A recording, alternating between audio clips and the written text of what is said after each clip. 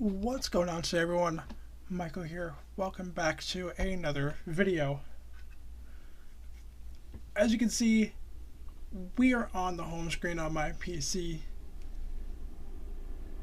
There's a train passing.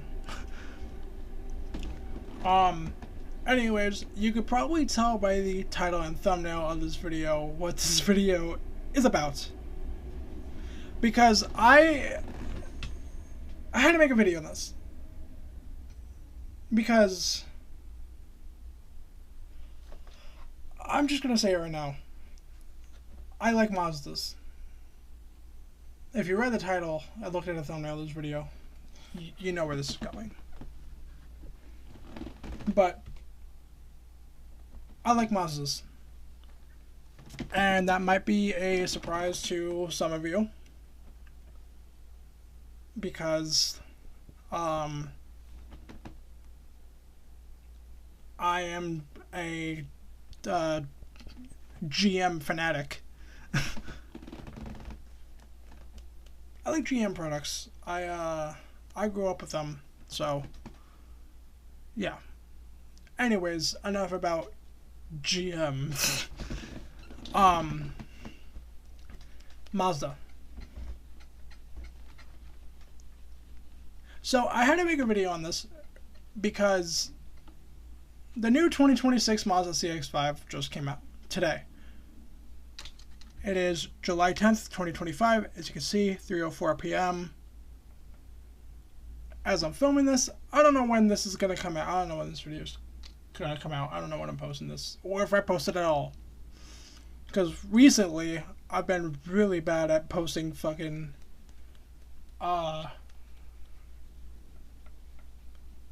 YouTube videos. I have so many videos of trains passing my backyard, and just like they're on my phone, and just like, oh, I haven't posted this yet. Anyways, enough of that. Oops. Let's not get on Assetto Corsa.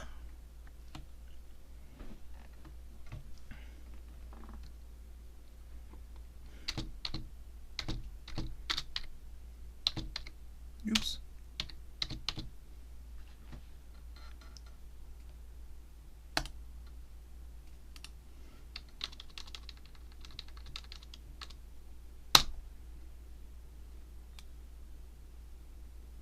So, let's put you guys here for now. So, we are going to be talking about the new 2026 Mazda CX5.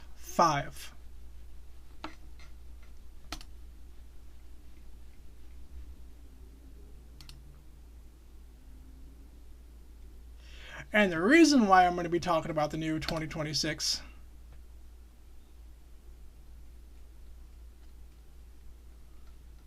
Mazda CX5.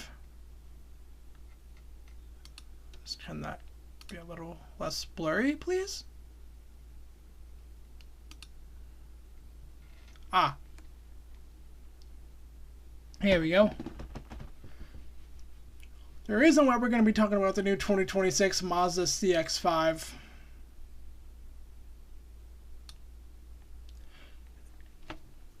is because I want to compare it to the current gen CX5, which you can see here.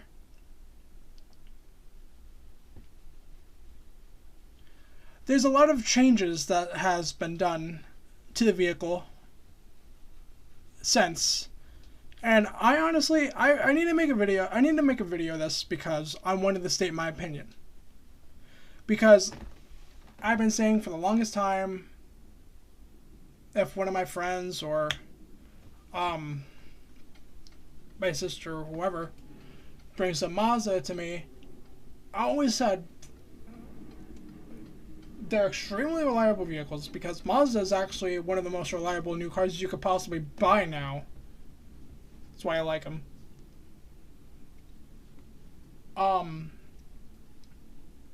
They're also very safe cars. Mazdas are pretty safe cars as well. But they're also just good cars. Mazdas are just good cars in general.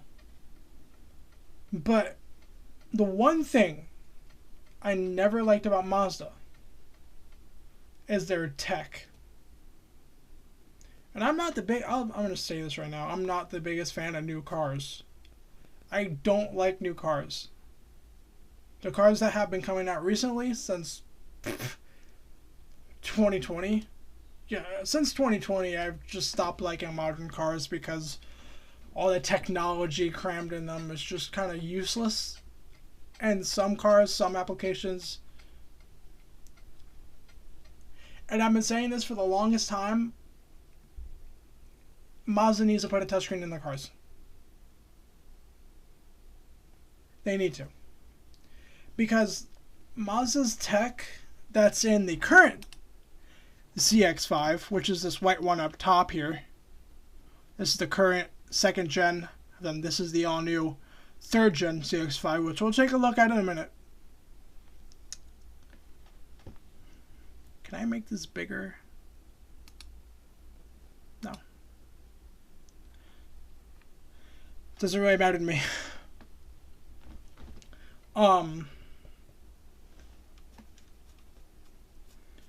Actually, you know what? Let's be a better example here.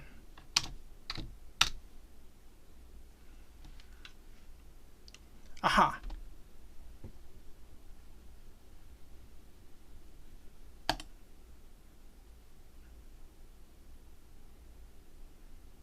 There we go.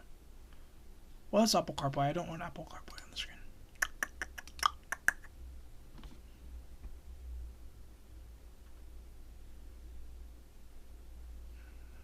This is what I'm talking about here. Mazda's incredibly stupidly designed infotainment system that you need a scroll wheel for. And I think, in my opinion, I think everyone else will probably agree with me, but put it in the comments down below, is more distracting. Because you have to take your eyes more off the road to see what's on the screen. And you might even have to look at the scroll wheel. See where you're positioning it. It's kind of the same thing with Lexus's remote touch interface, where they got rid of it and went to Toyota's system with it, which I think is actually quite good. I like Toyota's new infotainment system. It's a Linux-based system, which is quite good. It's very basic, which I like. There's not too much crammed into it. But yeah, it's kind of the same thing with Lexus's remote touch interface, where you had like a little like computer mouse thing in some earlier models, and then a trackpad, like a laptop trackpad in newer models. And I've always gave that system the benefit of the doubt. I've never used the system in person, but I like the system itself. I thought the system itself was a good system. The way you operate it, I mean, it's personal preference. People like it, people tend to don't. I think a lot of people actually hate. I've seen a lot of people just hating on like this remote touch interface, and I'm like, yeah, I see the argument here. That's why I don't like Mazda's tech. But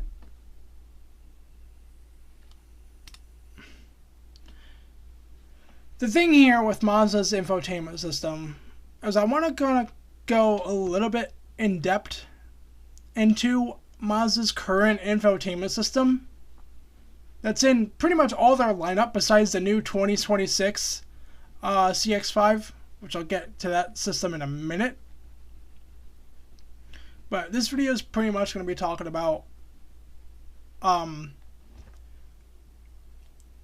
Mazda's tech and how I prefer the rare instance, I actually prefer the new model over the old one.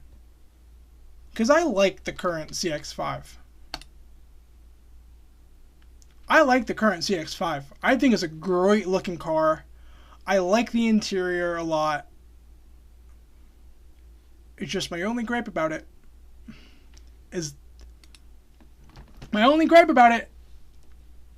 is this. This right here. The scroll wheel, the system itself. I don't like the system itself. This system is horrible.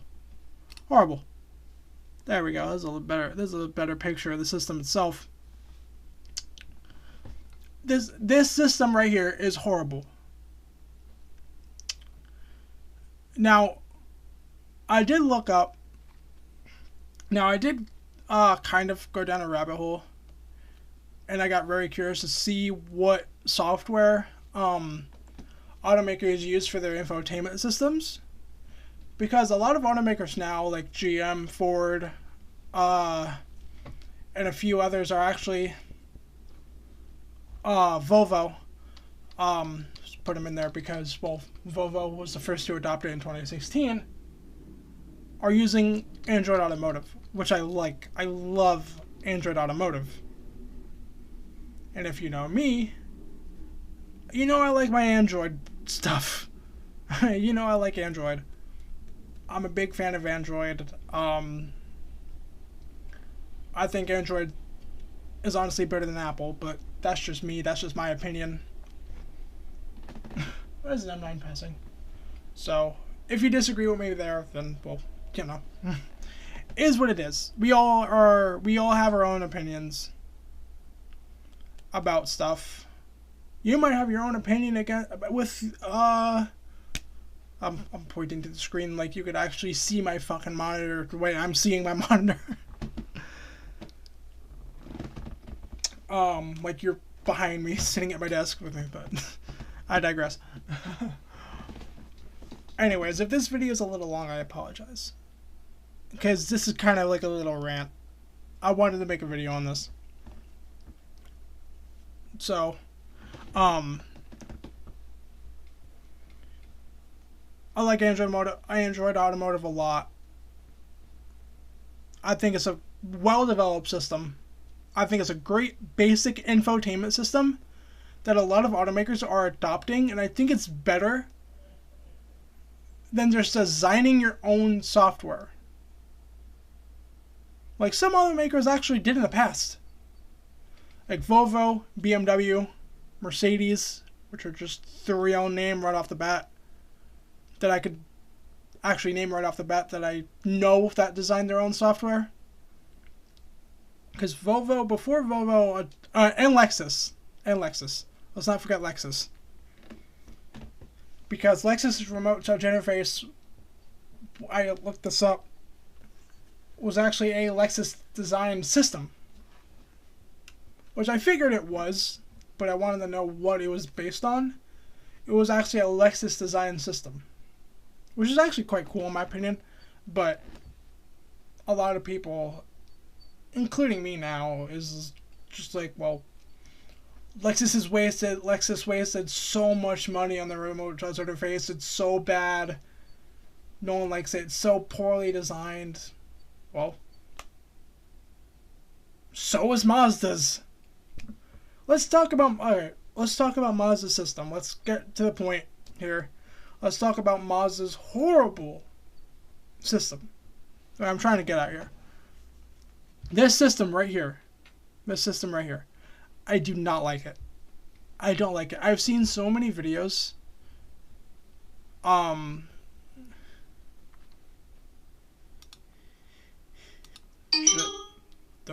Okay. Sorry about that. I've seen so many videos of reviewers reviewing cars, car reviewers, journalists, reviewing Mazdas, and they go in their infotainment system, and they're like, oh, it's fine. Actually, some people actually like, the majority of people actually like Mazda's infotainment system. And I'm like, how? I don't get how you could like this horrendous system that Mazda should have never developed in the begin with, because it's just so bad. Like if you watch Doug DeMuro's reviews on some Mazdas, like the Mazda 3, the CX5, the new CX90, he goes, sorry, it's my ear.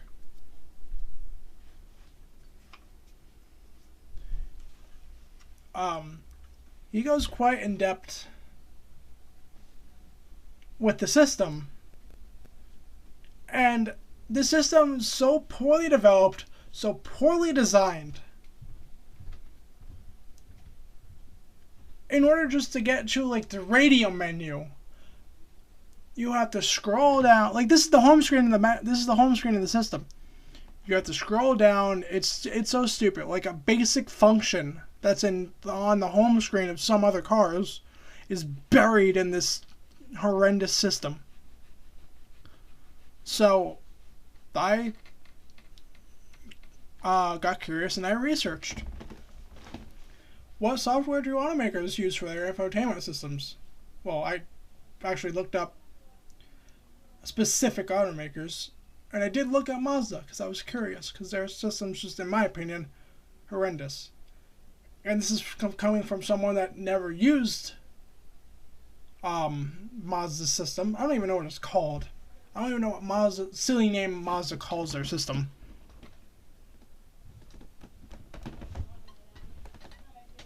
Which I really can care less what they call it, honestly. Mazda Connect or whatever. So just say that, Mazda Connect. I've never used it. So this is coming from someone that, take it with a grain of salt, that this is coming from someone that never used the system. But I could tell from YouTube videos and other just seeing the system, it's just, in my opinion, it's just poorly designed. And a lot of people would actually agree with me on this. So, like, Mazda's infotainment has a lot of mixed reviews. Like, people like it, people don't. I'm one of them that doesn't. It's just a horrible system. And it's a Linux-based system. Which will go a little more in depth here.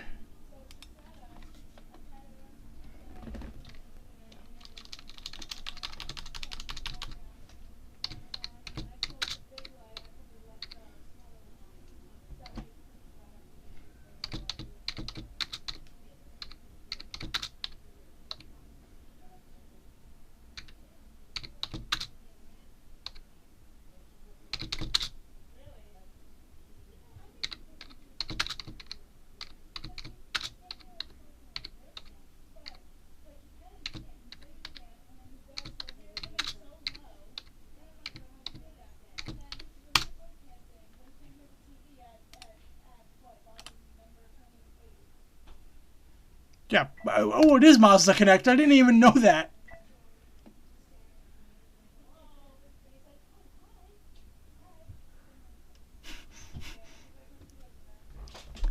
That's hilarious. That's kind of ironic.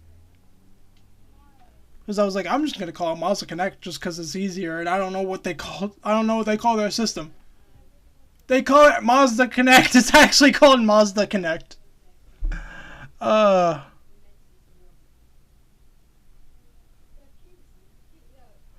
runs on a software not publicly released. It runs on Linux.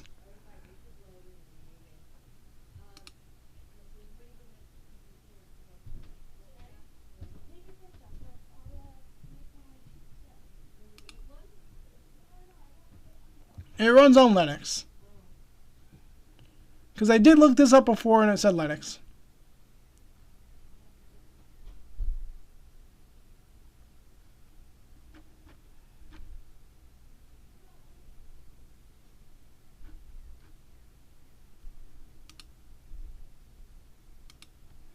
Yeah, that's there was a Mazda infotainment lawsuit. I'm not surprised because their system's just bad.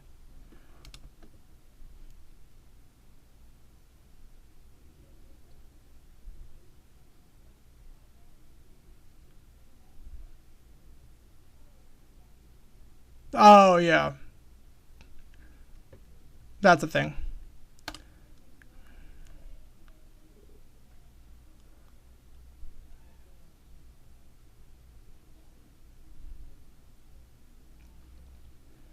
Um,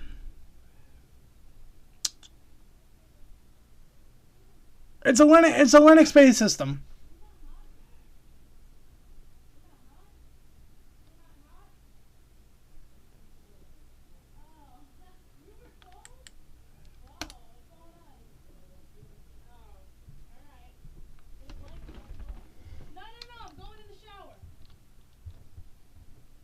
Let's actually try and confirm this.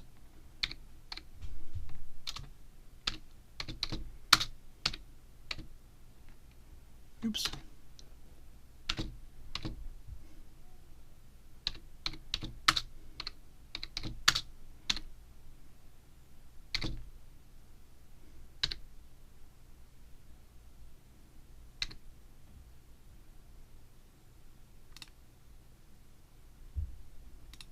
Yes, see, I was right.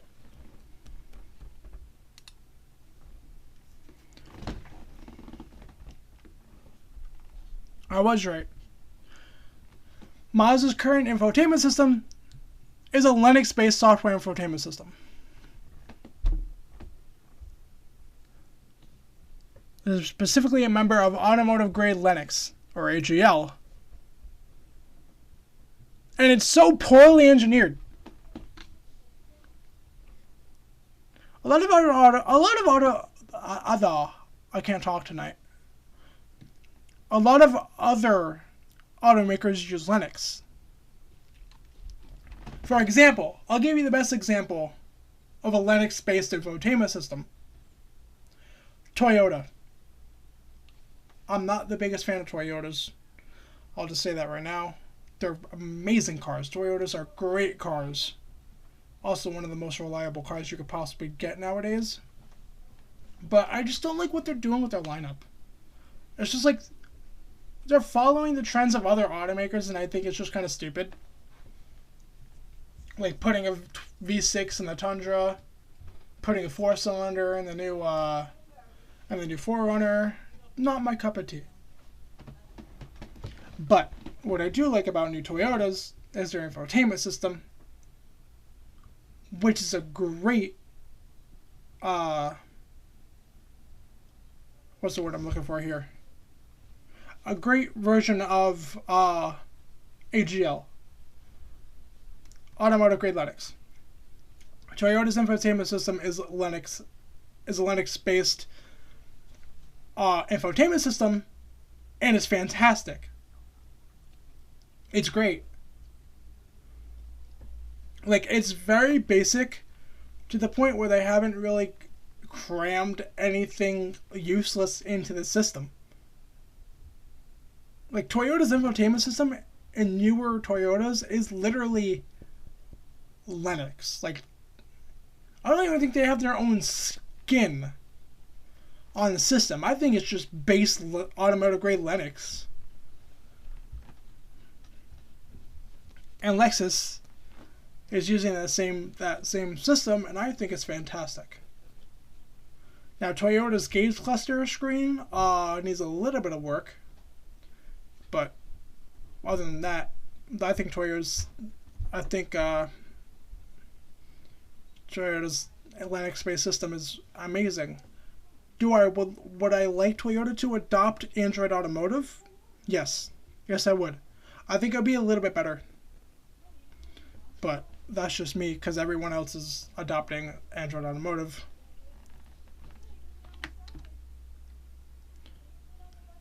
Which now, let's get to it.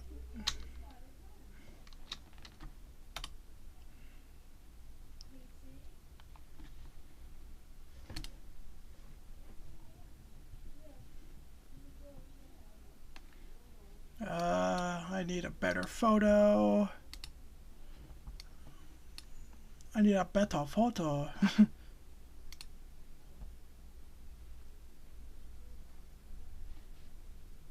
I need a better photo. This is the inside.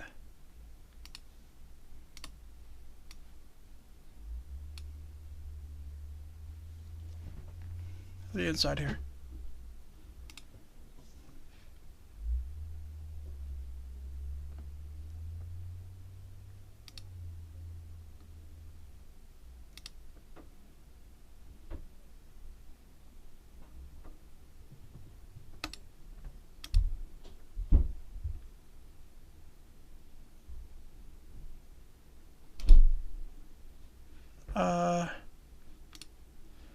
That's not it.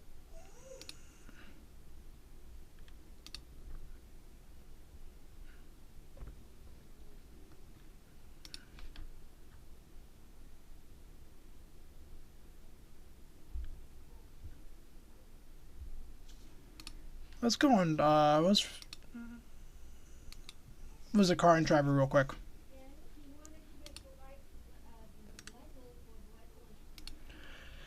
Now this. Now, getting to my point of me saying that Mazda needs to adopt a touchscreen. Now, they have tried to put touch functionality into their, I don't know why it says Toyota RAV4 up there, so don't mind that.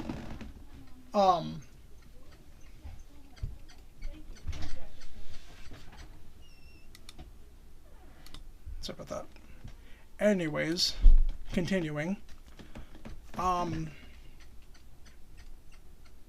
Mazda has tried to adopt touch functionality in their current Linux-based system with Apple CarPlay, Android Auto, and also their native system.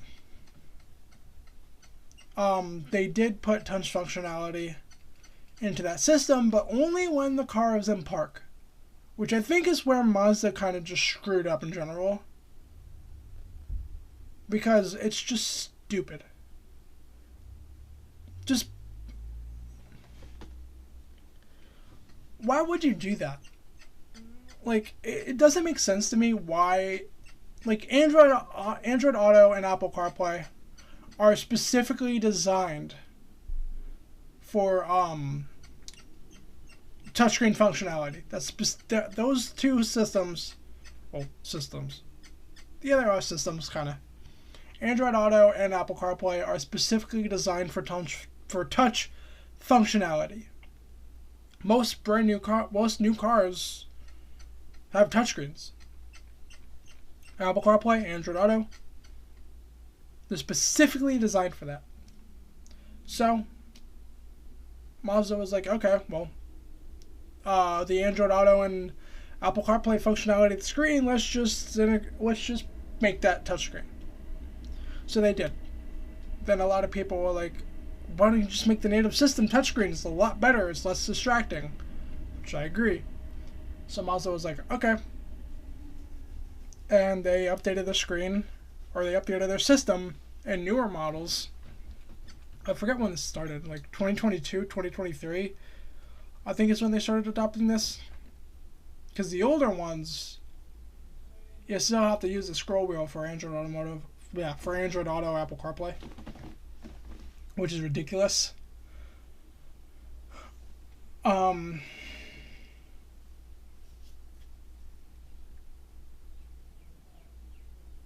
just lost my train of thought.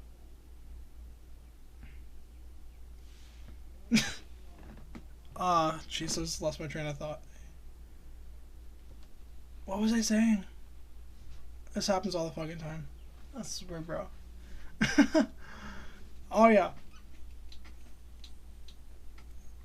So, I think they integrated this around 2022, 2023. For the older systems, you need to use the scroll wheel for Apple CarPlay, Android Auto, which is just, in my opinion, ridiculous. It's not designed for that.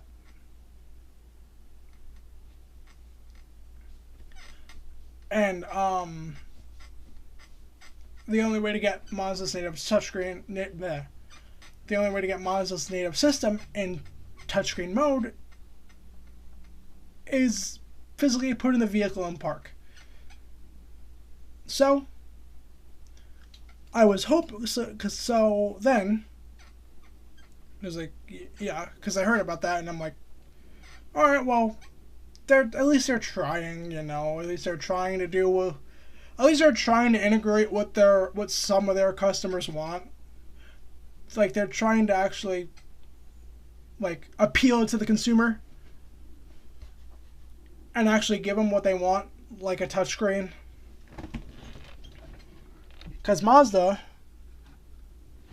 has specifically said in the past, we don't believe in touchscreens and they're distracting. Which is not true at all. Not true one bit.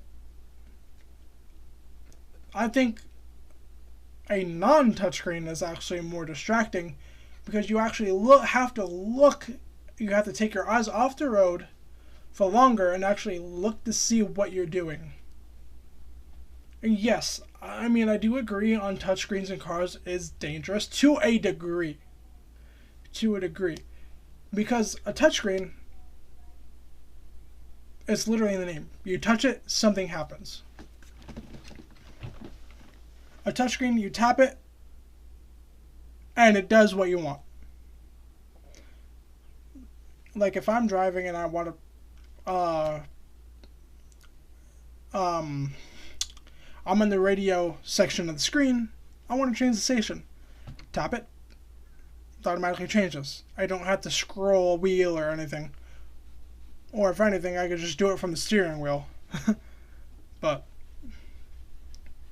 sometimes changes in some cars, you actually have to physically touch the screen in order to actually change the function.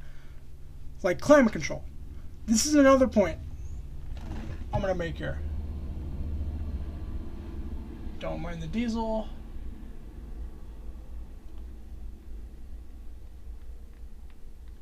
Car. This is another point I want to make. Integrating climate control functionality into the infotainment, I think, is a lot more distracting. Leave the climate control. I don't know why automakers had to reinvent the wheel here and integrate climate controls into something it's not supposed to be integrated in. I think automakers should have just left the climate control the way it was and just have basic functionality. This is why I like Mazdas. This is one of the reasons why I'm kind of considering.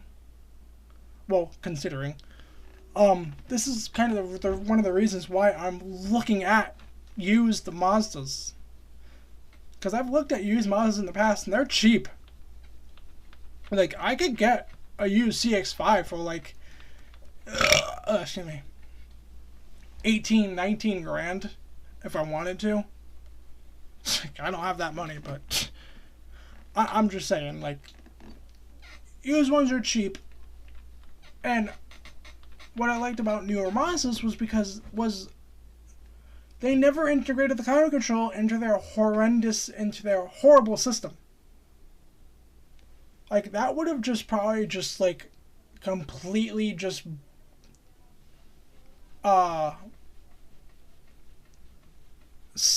make people stop buying Mazdas. Like, I'm just gonna do a scenario here. Like, this is all, like, this is all fictional. This is all fake. This is just a scenario that I just came up with in my head because, well, if Mazda did it, it would probably be true, honestly.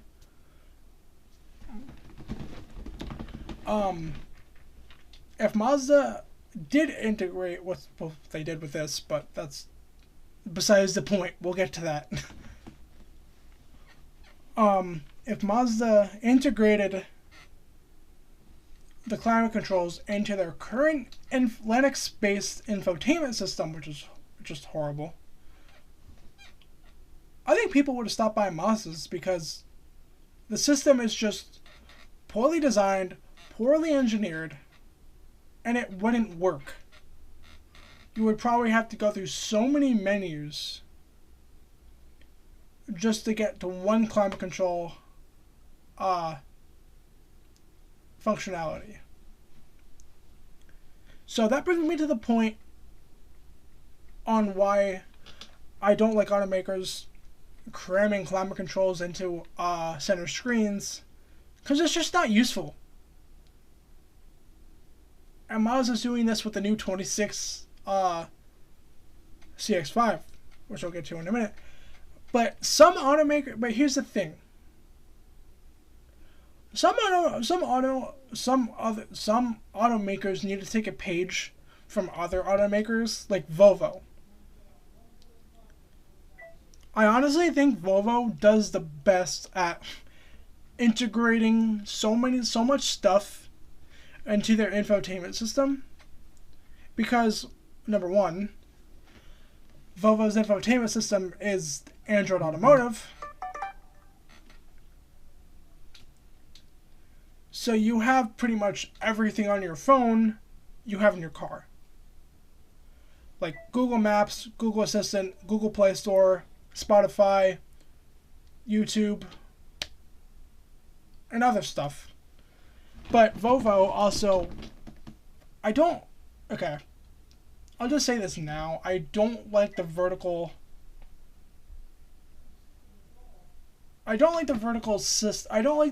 shape of the system itself. God, sorry. Like, I think the way the screen is in this Mazda, or the way the screen is, the horizontal, the horizontal shape of the center screen here in the new 2026, I like. I don't like the vertical stuff. I think it's stupid. That's the only thing I don't like about Volvos. I like the system in general. I like the system itself. But it's just the verticalness of the system. It's just kind of like, it doesn't integrate properly with some other functionality of the system. Like, yeah, you could get the map and your music on two separate sides of the screen, but with the camera, the thing I don't like about it is that some other automakers have adopted the vertical display, like Ford, GM now, and Stellantis, and the new Rams. Volvo actually now have figured it out, and they do a better job of integrating the camera display on the vertical screen. But in the past, it was horrible. It only took up half the screen. Like, let's take the newer the 2019 through 2025 Rams, for example, with their vertical display, with their vertical infotainment system. You guys know what I'm talking about if you've seen that before. The camera only takes up half the display, and then the display, or it takes up like half the top of the display, and then on the bottom is like either the parking sensors or nothing. It's like, why can't you make it just all of the display? Like, leave the icons at the bottom, or just try to make the camera take up the whole display. It's like, I don't like having like half the display taken up by something and then nothing else on it. It's kind of just stupid, in my opinion. So I think the horizontal displays are a lot better with this, because they can actually integrate the camera system a lot better on a horizontal display, because, well, it's bigger. You can fit more stuff on it. And also, it's just better adopted to take the whole display, to take up the whole display. Like, here's the thing. If the car well, rear backup cameras are actually mandated now. So, let's say you have the backup camera on the left side of the display, and then your parking sensors, and then your 360 display, or your 360 cameras on the other side of the display. Brilliant. I like that. You're showing all your safety stuff, all the cameras on one screen. If it's just a backup camera and nothing else, it's like, okay, how am I going to switch to view? Like, how am I going to see like two views at the same time? So it's kind of a personal preference, but you could probably see what I'm talking about here, trying to get out here.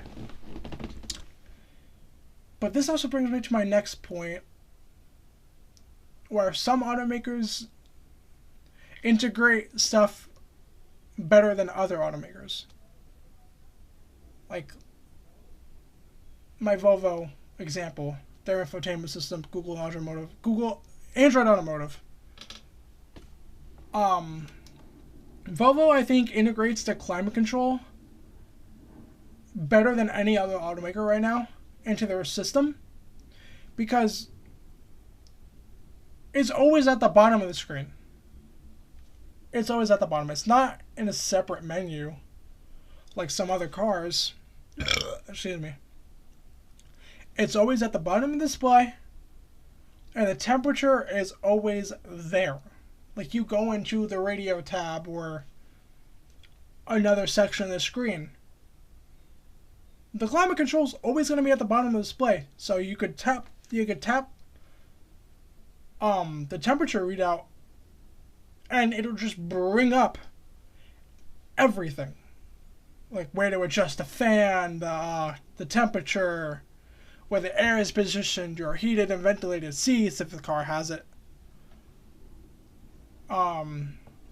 Yeah, I think Volvo integrates that pretty well. Some automakers actually have adopted that, and leaving the climate control at the bottom of the screen, and you tap it, and everything just pops up. But some automakers just leave the climate control at the bottom of the screen, and only one thing pops up. Like, you tap the temperature, only the temperature comes up. You tap the fan speed, only the fan speed pops up. No, I want to tap the temperature and have everything else pop up with the temperature. Like, if I want to adjust something else, I want everything else to pop up. Just like regular physical dials and buttons. Like, it's just there. And this also brings me to another point. Ventilated seats, heated steering wheel are three things I like in a car. Heated seats definitely is like a no-brainer for me. I need to have heated seats in my car. Well, when I get my new daily, it has to have heated seats. It has to. Ventilated seats I can do without, but heated seats and a heated steering wheel I definitely need. That's a necessity for me in a car. I do not want those integrated into a screen. This is my point when automakers just try and reinvent the wheel and make it more modern and more techy because, well, a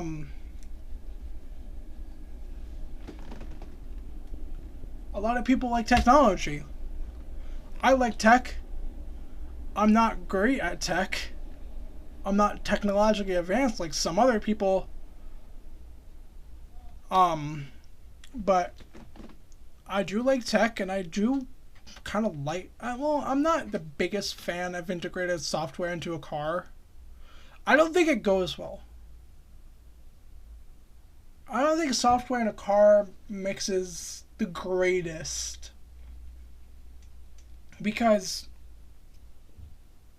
when automakers started first starting integrated software into their cars, like the radio on the center screen, and other tabs, it's like, okay, like I can see that. That's pretty cool. But then as the years go by, it's like, well, they're not updating the software. It's kind of like a phone. Okay. It's kind of like an older cell phone. Take my Galaxy S5 for example. I just bought you guys. I made a video on this, but I got this off Amazon for $40 purely for nostalgia, because this was my first phone, and the Galaxy S5 was my first phone. This is not my exact first phone, but I just bought it for nostalgia, just as like a display piece. But take this 13-year-old smartphone for example, because the newest software that this thing runs is Android 6.1. If I remember correctly.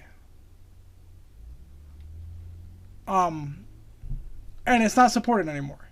Like, this phone is not supported anymore. Like, Google, Samsung, they're not supporting this. So it's just... It's stuck on Android 6. And that's, some older cars. From 2015, 2014. Even some newer cars, like, from 2019, like... the KL Cherokee is still on Uconnect 4. Which I like Uconnect 4. That's actually an Android-based system, which is quite interesting. Chrysler just put their own skin over it. It's not fully Android Automotive, which I kind of hope Chrysler will adopt in Uconnect 6.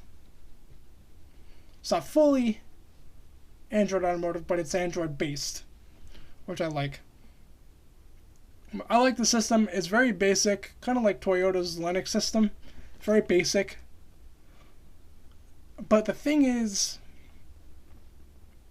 it's not updating. They're not updating it. They haven't updated it to Connect 5 yet. Well, they're not going to update it to Connect 5 because, over-the-air updates are just... It's an older platform, so they can't really do anything about that. But that brings me to the point where older software just tends to be outdated older software. And when the car was new, the software is great. Now it's like, okay, the software is very outdated.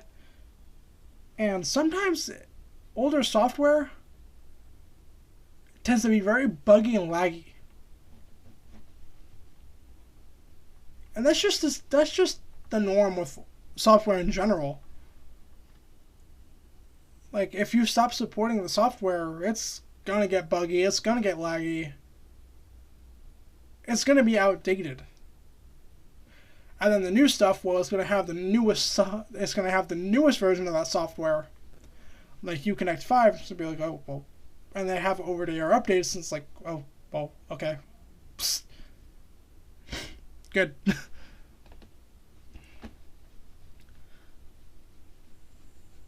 So yeah.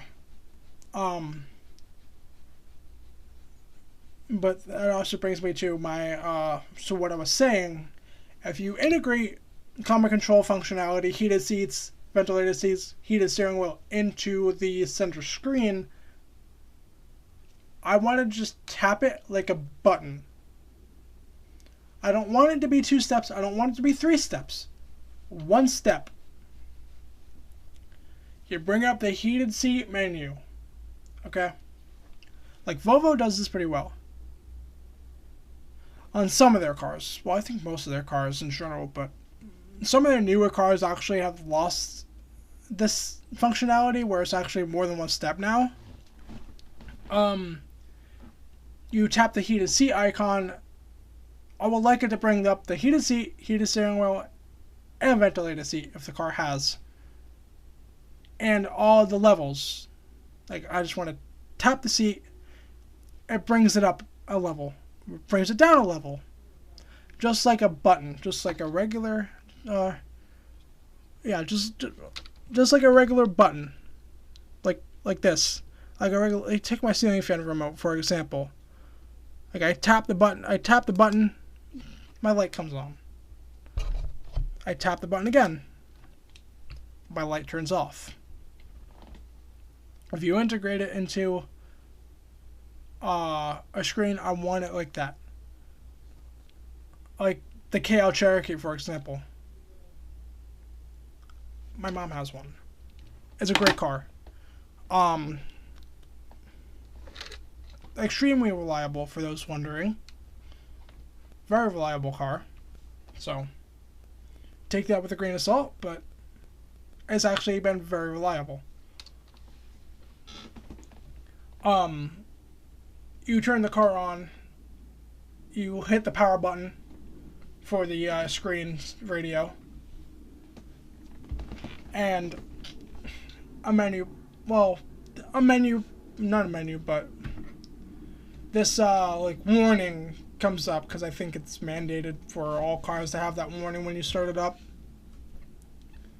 Like, I never read it, but next time I'll read it.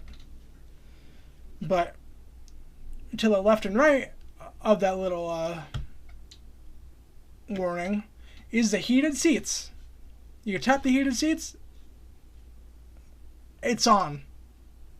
That's what I like about that car. Like, when I first found out that the heated seats were in the screen, I was like, this is going to be annoying. But then I found out you just hit it and it turns on. It's like, oh, well, it's just like a button. Some cars do it better than other cars. Mazda now is adopting the trends of other automakers, like integrating the can I have a better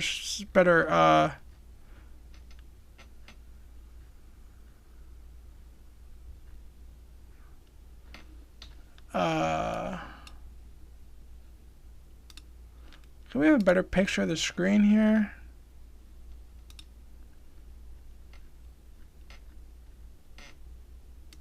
No. Well, that's kind of a better picture of the screen. I can't really zoom in.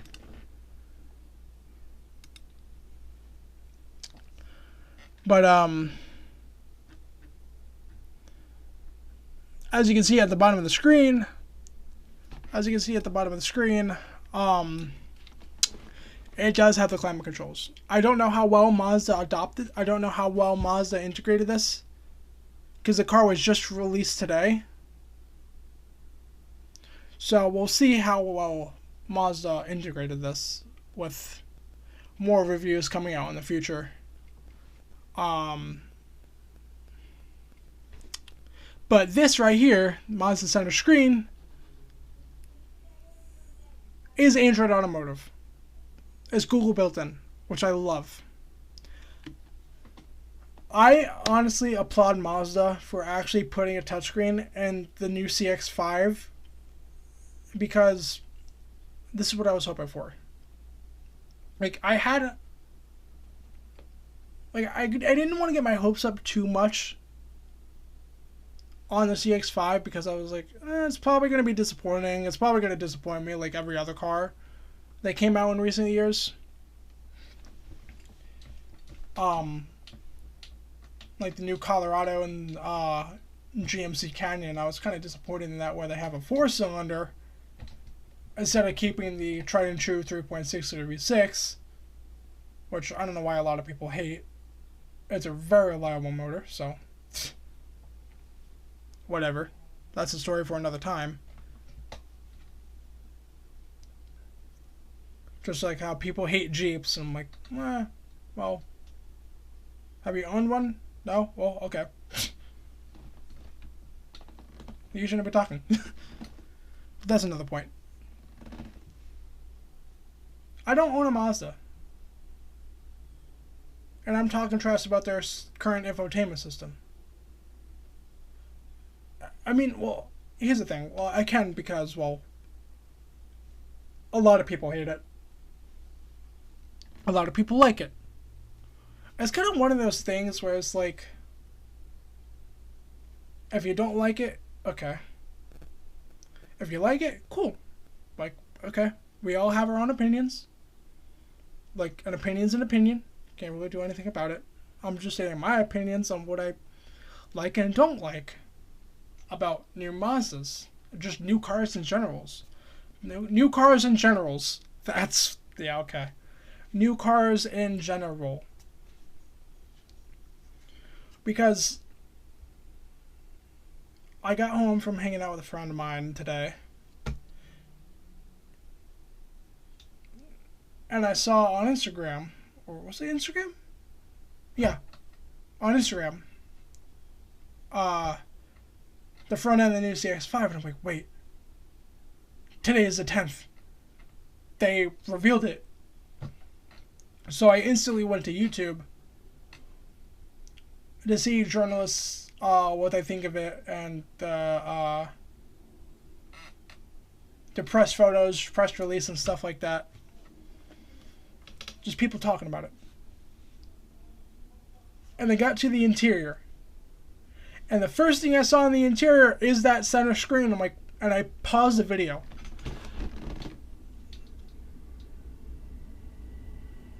M7. I paused the video. And I'm like, did Mazda finally do it? And I'm saying this out loud.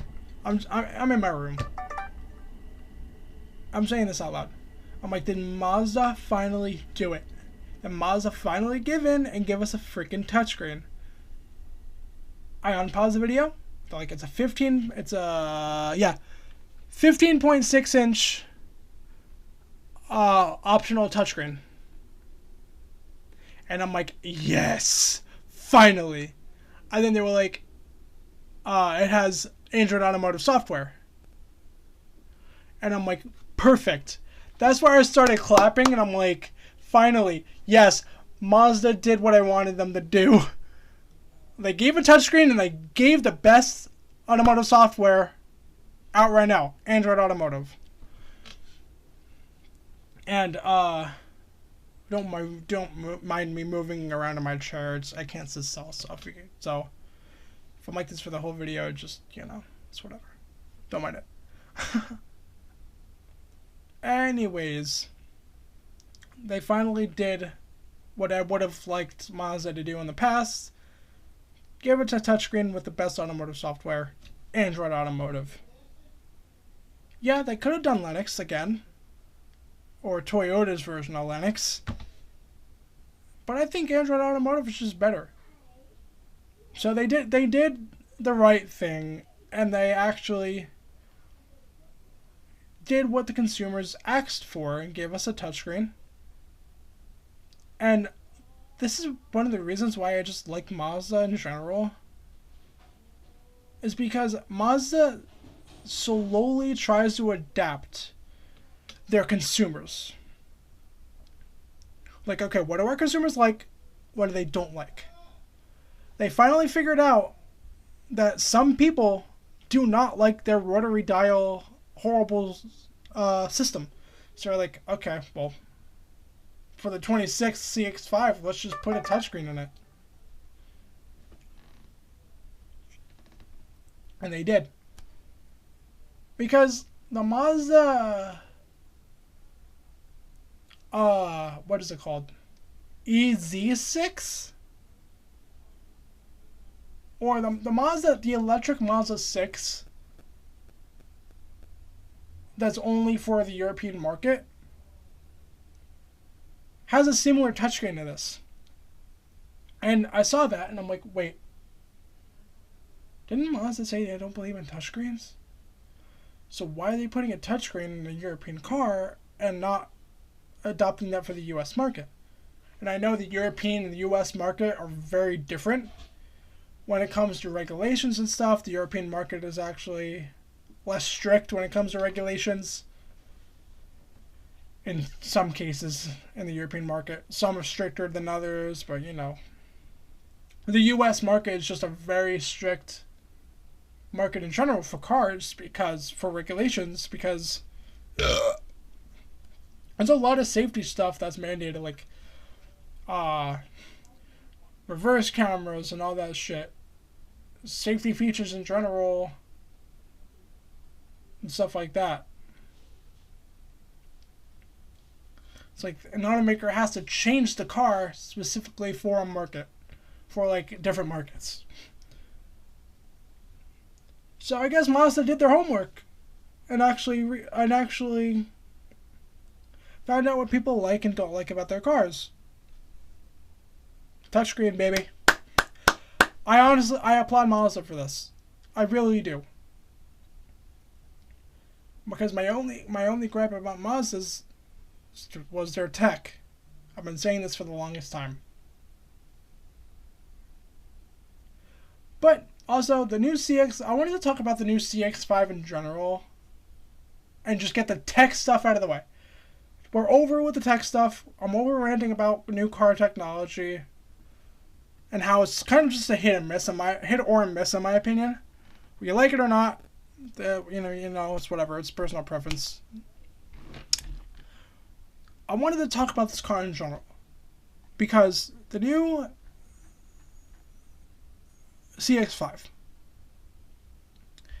I like it. I like the current generation CX5, and I definitely like the new one. I like what Mazda has done here. I like the headlights. I definitely like the headlights a lot. The new headlights, when I saw the new front, when I saw the leaked images of the front end of the new CX5, I was like, oh, I wonder how the rest of it's going to look, because, well, the front end actually looks pretty cool. Like, I see what they did with the headlights. They took the headlights from the CX9 and CX70, which is the same car, and they kind of just put it on the CX5 and kind of just made it a little bit smaller, just adopted it for this car. I like it a lot. But also, the thing I like about Mazda in general is that they don't change. Like, Mazdas do not change. Well, they do change, but Mazda just slowly adopts car trends. Like Toyota slowly adopt car trends, and now they're just doing every other maker's doing. Mazda's doing the same thing right now. And they're slowly adopting, which I like, but I don't like at the same time, because the climate control integrated into the screen is a hit or miss for me. But that's besides the point. We're over that.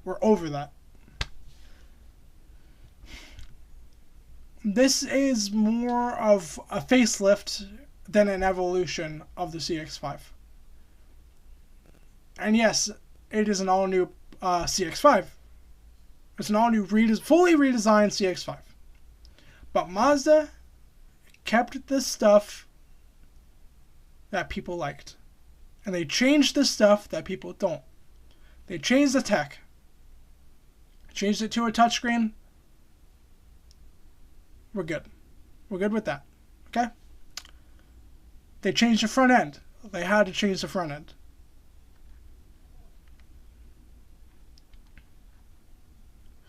And they also made it a lot bigger. Does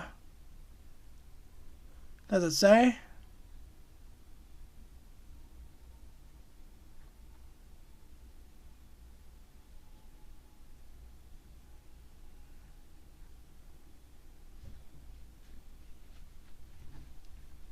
They also made it a lot bigger. You can read all this if you want. But I believe they made the CX5... Yeah. It says it right here. So, for the 26 CX5, they pretty much what they did, as I believe, correct me if I'm wrong, I don't know if this is a new platform.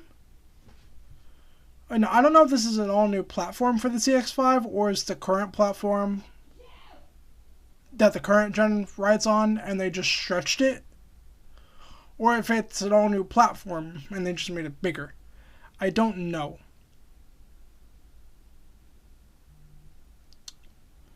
But what they did is they stretched the wheelbase, and it's 3 inches longer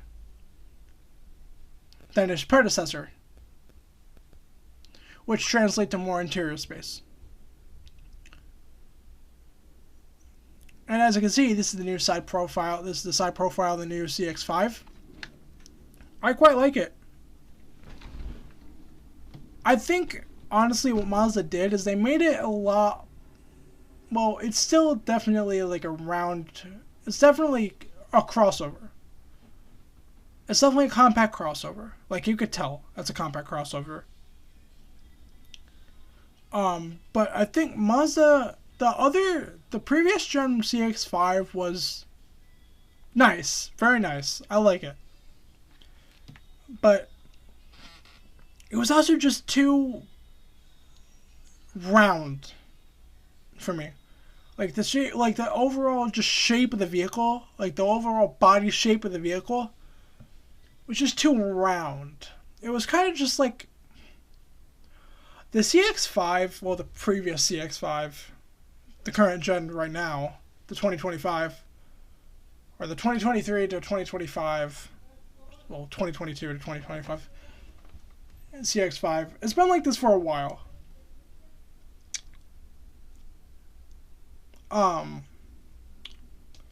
the second gen is what I'm getting at. Second gen current CX5 is a little too just, like, I hate to say what I'm going to say here because, I mean, it's true.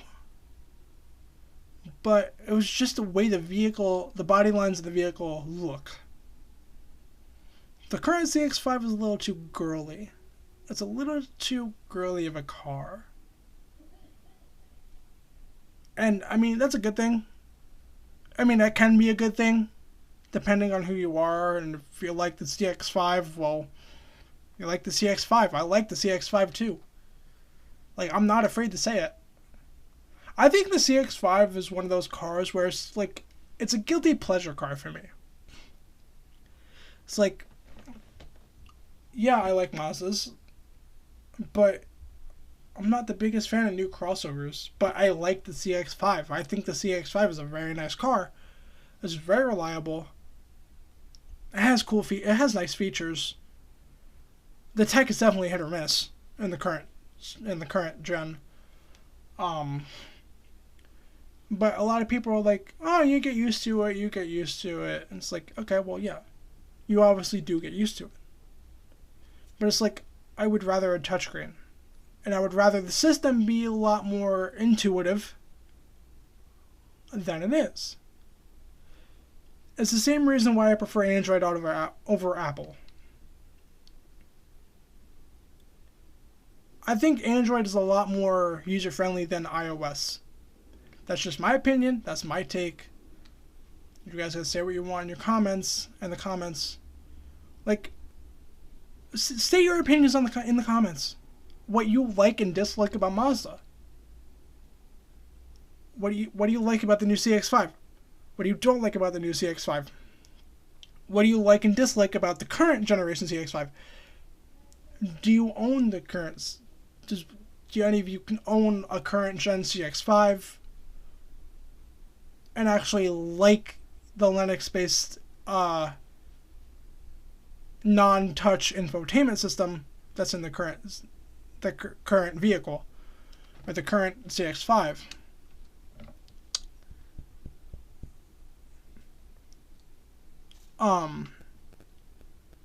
But I think the way I look at the new CX5 and the overall body shape of the new CX5, I think they made it a little bit more boxy. Like, they kind of took like an inspiration for the new CX50 from the CX50, which is literally the same car. Just the CX50 is just lifted a little bit bigger and a little bit more rugged. I like the CX50 a lot. I think it's a cool car. I like what Mazda has done with it.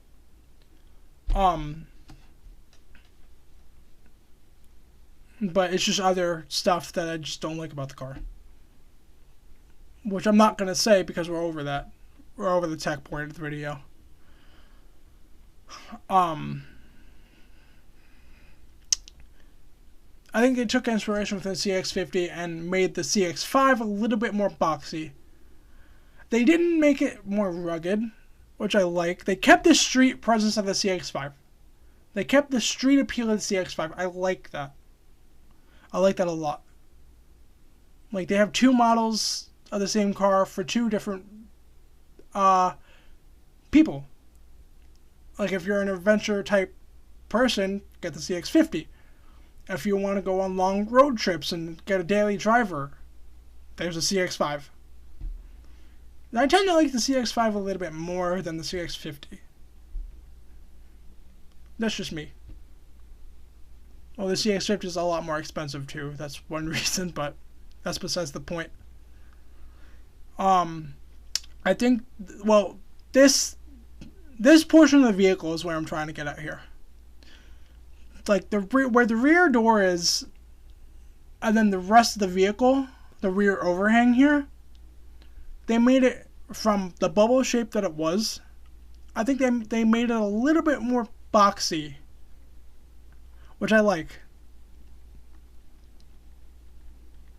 And also going into the interior now, this I like. I definitely like this a lot. We're over this. I also want to get into not the argument, but the trend of other automakers going into electronic gear shifters. Because this is also what I like about Mazda. Mazda kept their 6-speed automatic for this. It's just a basic 6-speed auto. I mean, other automakers are adopting 8 to 10 speed automatics like Ford and GM. Chrysler and Jeep have a ZF 9-speed.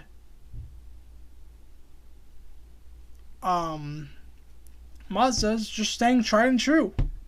Like, they know it works. And Mazda's keeping their old 2.5 liter naturally aspirated Skyactiv G 4-cylinder, makes 187 horsepower and 185 pound-feet of torque in the new CX5. There is no mention of the turbo, which, to my understanding, correct me if I'm wrong, but because both the 2.5 liter Skyactiv G motors, naturally aspirated and turboed, are the same motor. Like, the 2.5 turbo is literally the 2.5 NA with a turbo strapped to it. Is what I think. Because they're both 2.5 liters, so it kind of makes me think they're the same engine. They're both the same Skyactiv G family of engines, so correct me if I'm wrong. Maybe the internals of the turbo 2.5 are maybe a little bit more durable than the NA version of the motor because it has a turbo and is making a lot more power than the NA version. But I don't know. Michael? Okay, sorry about that. Anyways, I lost my train of thought. So correct me if I'm wrong about the both 2.5 turbo and NA versions of the motor. And there's also no, speaking of tech, there's no mention in the press release of Android Auto or Apple CarPlay connectivity. I don't know if Mazda forgot to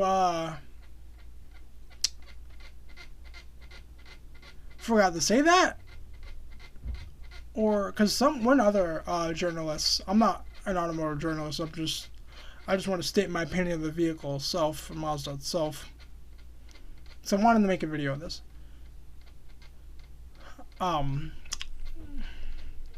But I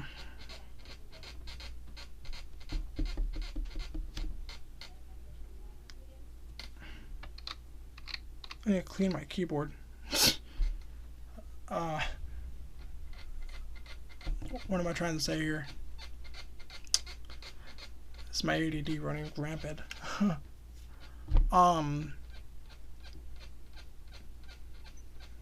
Yeah. So I don't know if another journalist said this, but they said on all the lines of either Mazda forgot to say that that it does have Android Auto and Apple CarPlay, or it doesn't. Because my take on this is that if the vehicle has Android Automotive, in my opinion, there's really no need for Android Auto or Apple CarPlay. Android Auto is good. I think it could be a lot better. But Apple CarPlay just sucks.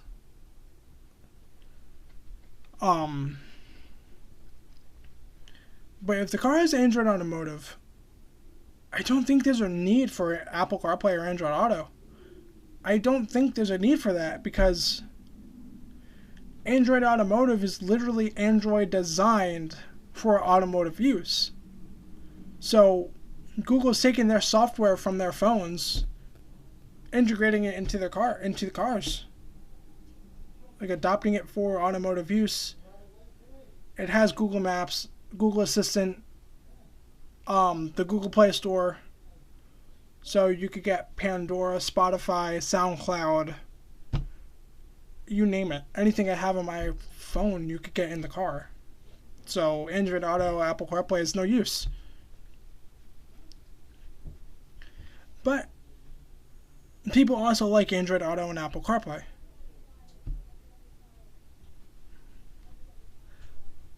So, it would be nice if the car had it, you know. But that's just my take. So I don't know if Mazda completely forgot to mention it, or if it has Android, or the car has Android Automotive, so it's like, well, we're not going to integrate it. It's kind of like GM with their electric vehicle store. It's kind of like GM with their electric vehicles. GM's EVs don't have Apple CarPlay or Android Auto. I see why. And I think I want to say their take was, oh, it's distracting. I don't think that's the whole reason why they got rid of it. GM adopted Android Automotive.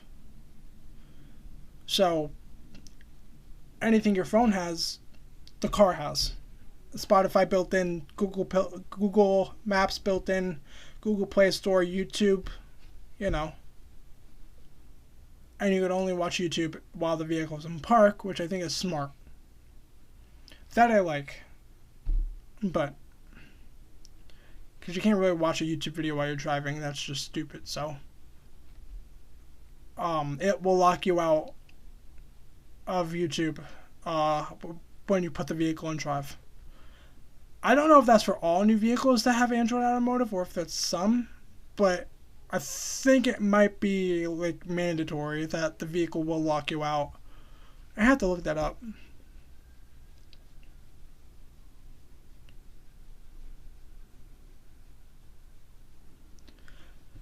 But continuing my point with electronic gear shifters is I don't like them. I think electronic gear levers are just stupid. They're not safe. I think they're actually less safe and will break more easily, because you open the door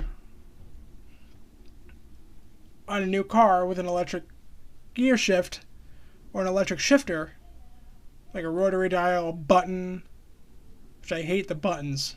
I mean, the rotary dial I'm kind of okay with. It's not really the best, But, you know, it'll do. You get used to it. You open the door, you're in drive, it'll automatically will put the vehicle in park. I don't like that. That's horrible for the transmission. That's very horrible for the transmission. Like, that'll definitely damage the transmission. And if the electronic gear lever breaks, well, there you go.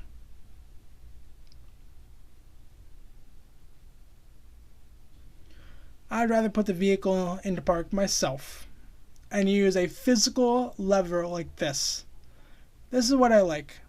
See, this is what I love about Mazda.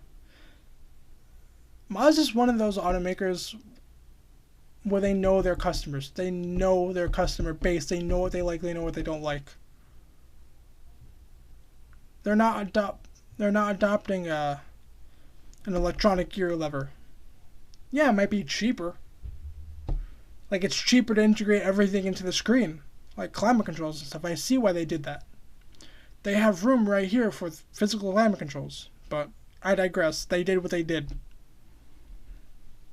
But this right here is definitely one of my favorite parts about this interior. Like, you put your foot on that brake and you move that gear lever to drive, you feel like you've done something. You put that bitch in the park, you know you've done something. It's like, I like that. I want to have the feeling of actually me doing something. Like, I want to have the feeling of me actually physically putting the car into drive, like mechanically. The car's a machine. It's not supposed to be a smartphone, which is another topic for another day, but you get my point. So, yeah, I like that. The steering wheel, let's get to the steering wheel. I can't really tell if the steering wheel has physical buttons or just those electronic haptic feedback buttons, which I honestly just don't like. I think it has physical buttons. I just can't tell within photos. I have to wait for better photos to come out and more journalists to actually get hands-on with the car. But the steering wheel, I think, is just a little... I mean, I like quirky cars. I like quirky cars that have weird stuff. But the steering wheel, I think, is a little too... Not a little too weird, but... I like the overall, like, size of the steering wheel. I like the size of the steering wheel. I like the outer rim of the steering wheel. I like that. It's a flat bottom steering wheel, as you can see. I like that. It's the center part of the steering wheel, which is where it's like I'm kind of just... I'm not too fond of. Maybe it'll grow on me, maybe it won't. I think it's a little too small for this application. Like the airbag cover and horn pad, where the Mazda logo is, in the middle of the steering wheel. It's a little too small for me for this application. Yeah, it's a compact SUV, it's a small SUV. I want a big horn pad. Like, if I was sitting in that car, let's just do a scenario here, another scenario. If I got the opportunity to sit in the new CX5, and I put my hand on that horn pad airbag cover with the middle of the steering wheel, my whole hand would probably cover that entire middle of the steering wheel. It's like, I don't like that. I'd rather it be bigger, like it was in the past. Like, I think Mazda should have just kept the steering wheel from the current gen.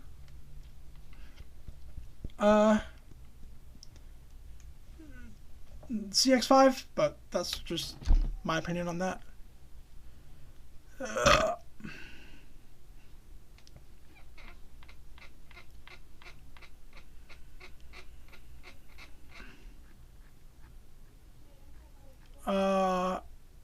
now for the rear.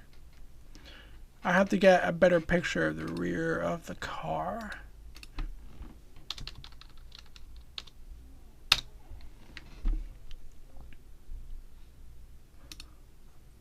Aha! Here's a better picture of the rear of the car. Aha!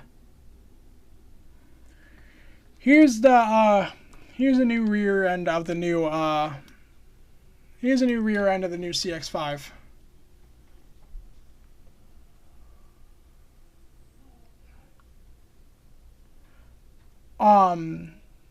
The thing with the Mazda, the thing with the Mazda badge, I don't like.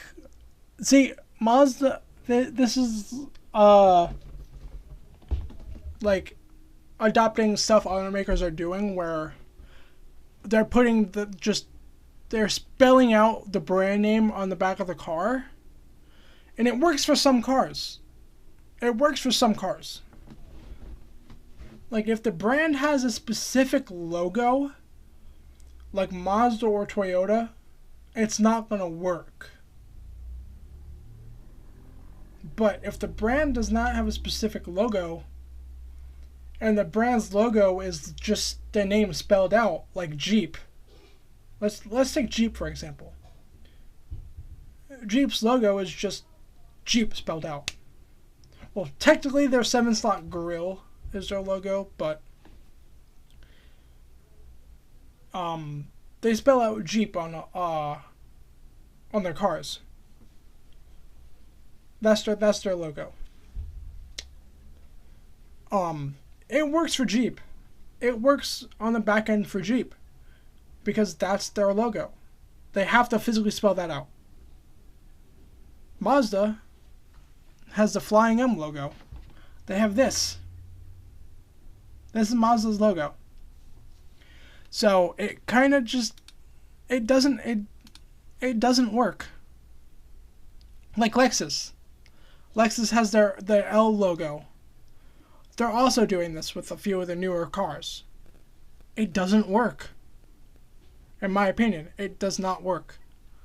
Toyota's also doing it. They have whatever their logo is. It doesn't work.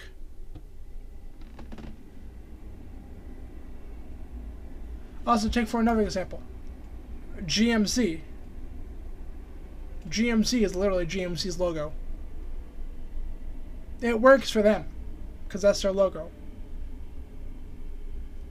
This, nah, not the best. It's just not. No. It doesn't work for me. Maybe it'll grow on me, maybe it won't. You know, it's one of those things where it's like you kind of just have to deal with it and get used to it, like the new Subaru WRX. That's another thing for another time, but man, I don't like what Subaru did with that car.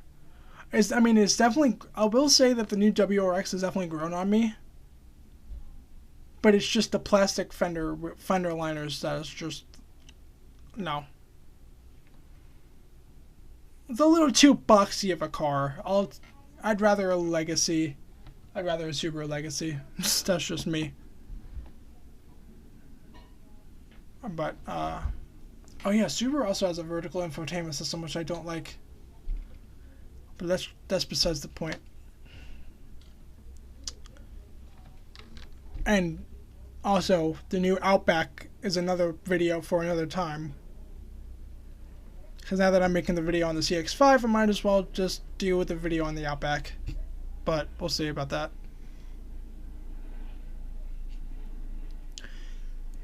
Anyways, they took the taillights from the new CX70, CX90, so you can see. But they left the rear... They pretty much left the rear unchanged. Like, they made the rear end design... From the rear door back, they made it a lot more boxy, which I like. But, it's pretty much kind of unchanged.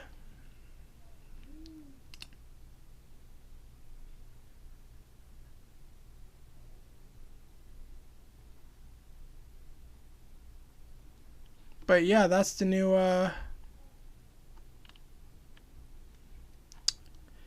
that is my rant on the new Mazda CX5.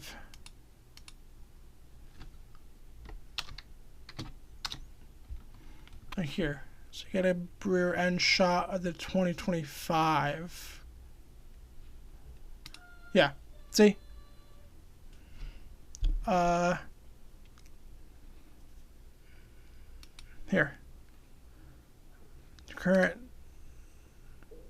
The current CX5. I need a... see, this is what I'm talking about here. With the new CX5 and the current CX5. Like, as you can see, it's kind of more rounded shape than the current gen. Like, I like this, I like it. But it's a little too, like, rounded for me. It's a little too bubbly for me. The new one, I like the new one a lot better. But yeah.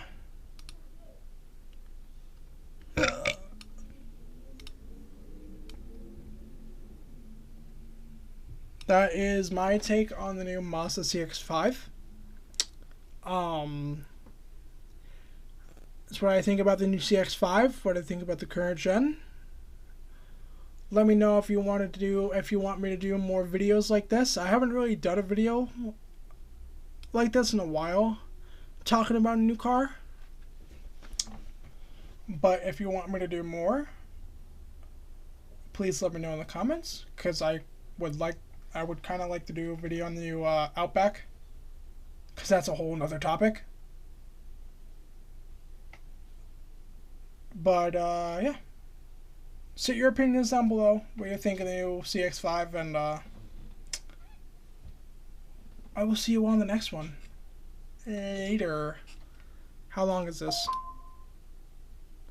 1 hour and 32 minutes. There you go.